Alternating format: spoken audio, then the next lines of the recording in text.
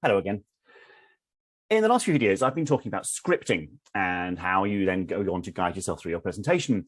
And I wanted to give you another tip if you are somebody who struggles to develop a presentation without writing a word-for-word script. One of the problems if you start writing a script is that you tend to write for the written word, as if you were writing an essay or a feature or an article or a blog post. Whereas in actual fact, you need to be writing for the spoken word. Spoken word on the whole is shorter, sharper, more punctuation. And in particular, a speech needs to be in short, sharp sentences. So get into the habit of writing in short, sharp sentences. But if you struggle to write for the spoken word, why not speak your thoughts?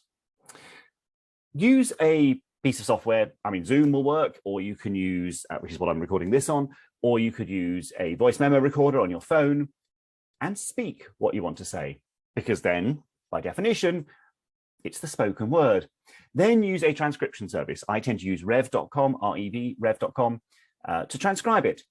And then you can start breaking that down into short, sharp sentences that are easy then for you to edit, move around, chop, change and things, rather than great big blocks of text. When you get the transcription back from something like rev.com, you will get big blocks of text. It's your job then to go through, edit, make it in shorter and sharper.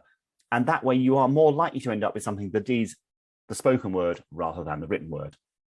Anyway, I hope that's helpful. If you came here via my email newsletter, then while you're here, do subscribe to my YouTube channel. If you found me on YouTube, then in the description below, you will find a link to my website and also to my email newsletter, where you'll find lots of tips and great content from around the web. Thanks for watching. See you next time.